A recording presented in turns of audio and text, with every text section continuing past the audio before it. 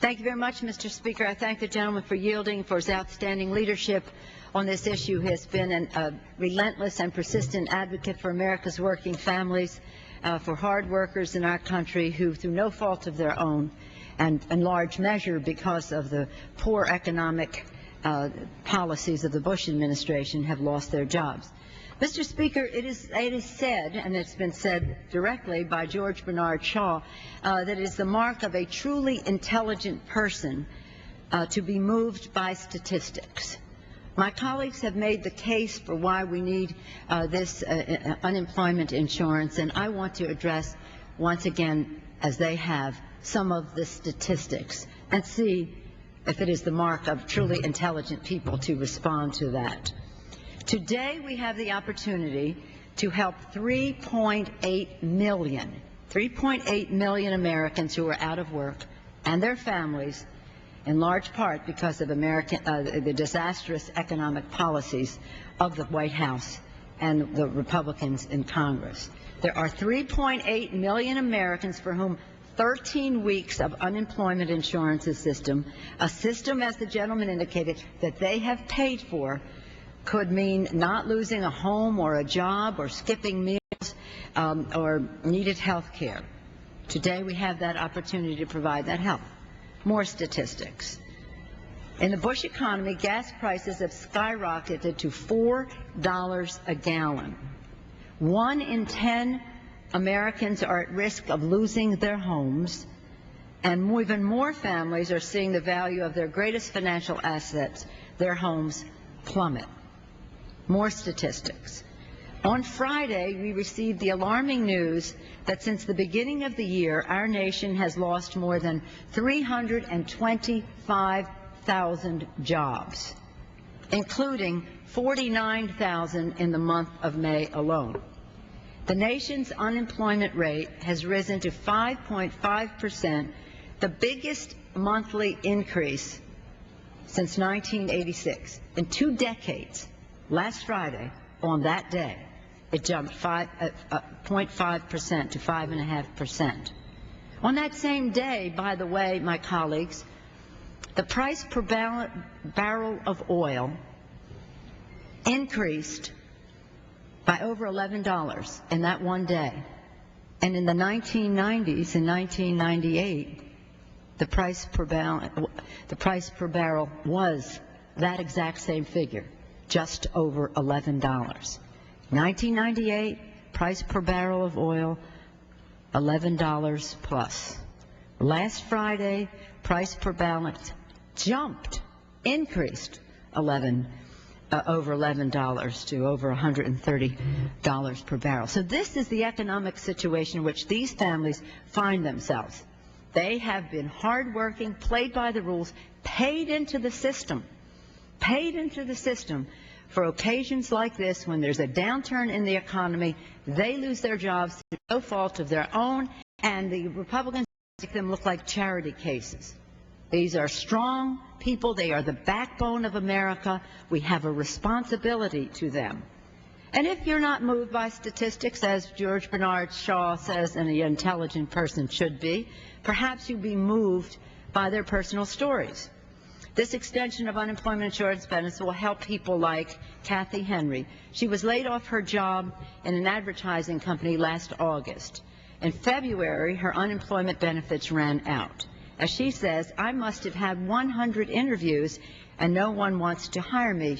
Many times people think the people that are being interviewed for these jobs are overqualified. An extension of unemployment benefits would give me more time to look for a job, Kathy says. And Liz Waller of Missouri, she just has 3 weeks of unemployment benefits left. She said, absolutely, an extension would make a big difference for me. I'm dying to get back to work. But I've done interview after interview, and there are just too many job candidates out there. I just keep getting told I'm overqualified. There is a concern on the part of some employers that as people continue to look for work and look for jobs at lower pay, that if they hire them, then they'll leave when they can find a job at higher pay in an upturn in the economy. So this isn't about people sitting on their butts back home saying, goody, I'm getting an unemployment check. Now I can really look my family in the eye and say, I'm providing for you. These people want to provide for their families. To imply anything else is an insult to these millions of people who have lost their jobs through no fault of their own and in large measure because of the Bush administration's failed economic policies. Let's think about our veterans. This legislation is especially important to our returning military veterans. A recent government report prepared for the Veterans Affairs Department found that young veterans earn less and have a harder time finding work than do civilians in the same age group. The percentage of veterans not in the labor force because they couldn't find jobs, stopped looking for work because they couldn't find jobs, or went back to school jumped to 23% in 2005, from 10% in the year 2000. Our veterans come home, they can't find work. Some of them need this unemployment insurance, and the Republicans are saying, just say no. Extending unemployment benefits not only helps those who are looking for work, it stimulates the economy. According to the Congressional Budget Office, it is one of the most cost-effective and fast-acting ways to stimulate the economy because the money is spent quickly. For every $1 spent on unemployment benefits, every $1 spent generates $1.64 in new economic demand, stimulates the economy. All Americans who pay unemployment insurance pay into a trust fund for a rainy day. The rainy day is here. Today across the country, and for millions of Americans, that rainy day is here.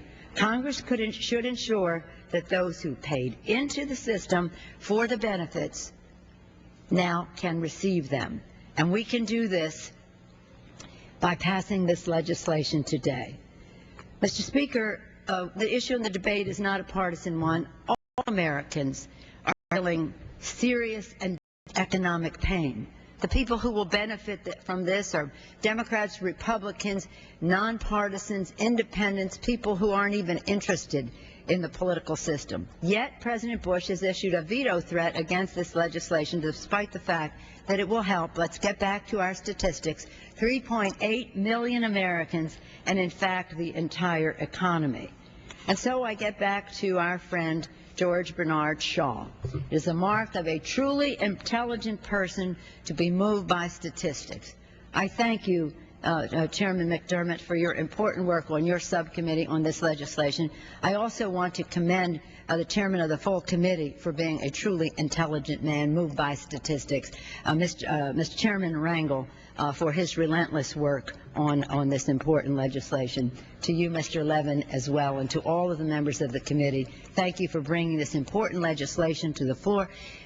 The American people are waiting to see if Congress will act to help them on a matter that is relevant to their economic survival at a difficult time in their lives for money that they paid into the system. I urge my colleagues to vote aye. Thank you, Mr. Speaker.